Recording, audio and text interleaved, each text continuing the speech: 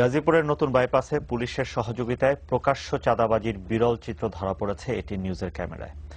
গত 17, 19 ও 20 এপ্রিল এ সড়কে অনুসন্ধান চালিয়ে দেখা গেছে দালালরা পুলিশের উপস্থিতিতেই গাড়ি থামিয়ে টোকেনের মাধ্যমে চাঁদা আদায় করছে।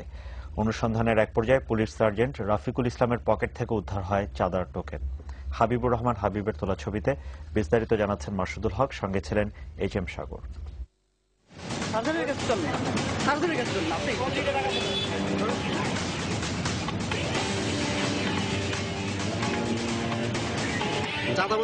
চাঁদাবাজি করার জন্য কয়জন দালাল নিয়োগ দিচ্ছেন এখানে? না, এখানে আমাদের কোনো দালাল না। আমার কাছে সব ছবি আছে। আমাদের কাছে আপনি বললে হবে না ভাই। গাজীপুরের বাইপাস বিশ্ব রোডের মোড়ে 3 দিন গোপনে চিত্র ধারণ শেষে ATN নিউজের ক্যামেরা যখন প্রকাশ্যে এলো, তখনই এভাবেই দৌড়াতে থাকে পুলিশের নিয়োগ করা এক দালাল।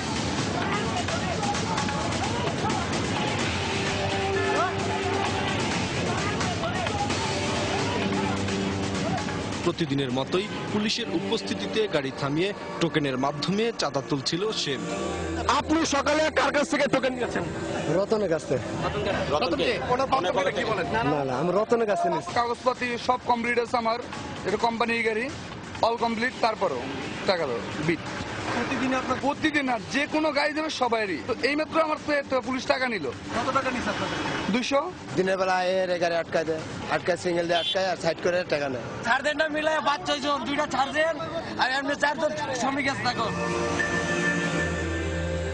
সিনেমা নাটকে চাঁদাবাজির অনেক ছবি দেখলেও বাস্তবের এই ছবি তোলা হয়েছে গাজীপুরের নাওজোর থেকে নারায়ণগঞ্জের মদনপুর পর্যন্ত 48 কিলোমিটার দীর্ঘ সড়কের চান্দনা বিশ্ব রোড মোড়ে। গত ফেব্রুয়ারি মাসে চালু হওয়া এই সড়কে 3 দিন পর্যবেক্ষণ করে দেখা গেছে স্পটে পৌঁছেই পুলিশ তাদের নিয়োগ করা দালালদের কাছে বিশেষ টোকেন তুলে দেয় চাঁদাবাজি করতে। গাড়ি থামানো বা কাগজপত্র পরীক্ষা করার দায়িত্ব পুলিশের থাকলেও এসব কাজ দালালরাই করে পুলিশের উপস্থিতিতে। প্রতিদিন সকাল 6টা থেকে শুরু করে। সকালবেলা উঠেই দেখি টাকা দেন, পুলিশের টাকা নেয়।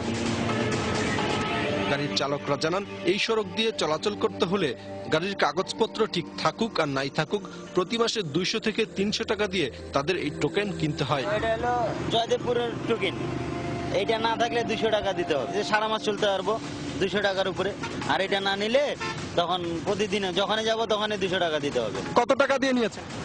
200 টাকা না কিনলে উল্টা বলবে, কেস দিবে, গাড়ি মামলা দিবে। বর্তমানে এই সড়ক দিয়ে প্রতিদিন গড়ে 1000-এর বেশি ট্রাক বা বড় গাড়ি চলাচল করছে। 19 এপ্রিল বিকেল 3:30টা থেকে 1 ঘন্টায় 113টির মধ্যে 57টি গাড়ির টোকেন পরীক্ষা বা টোকেন বিক্রি করেছে দালালরা। সকাল থেকে দুপুর পর্যন্ত এক সার্জন থাকে, উনি 1 লক্ষ টাকা মতো চাঁদাবাজি করে। পুলিশের ভূমিকা তো এখানে ওদের যেটা নাকি নিয়ম শৃঙ্খলা বজায় রাখার জন্য, ঠিক আছে। আসলে কিন্তু সেই দায়িত্ব তারা পালন করতেছে না, করতেছে এটার বিপরীত। সন্ত্রাসীরা চাঁদাবাজি করার কথা, এখানে দেখা গেছে তারাই চাঁদাবাজি করতে। আপনার বাপকের হাত দেন, টোকেন আছে? না না, এটা আপনি আমরা এখানে টোকেন আমার কাছে ছবি আছে।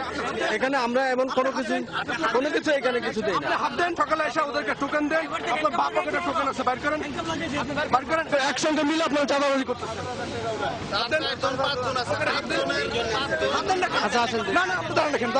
কিচ্ছু নাই ভাই, শোনা কিচ্ছু না। চাঁদাবাজির বিষয়টি এড়িয়ে যেতে তাৎক্ষণিকভাবে তিনি সাংবাদিকদেরকে ম্যানেজ করার ইঙ্গিত দেন। আমার টিভি দেন কেন? কেন আপনার মতো দুই দেওয়া জানি না। টোকেন বার কর, টোকেন আছে। ও কি সেটা ও জানে ভাই, একটু মিথ্যা কথা বলবেন না ভাই। আপনার সঙ্গে ওর ছবি আছে। আপনি ওকে টোকেন দিচ্ছেন, আজকে কালকে দিচ্ছেন, পরশু দিচ্ছেন। আমি দিই না।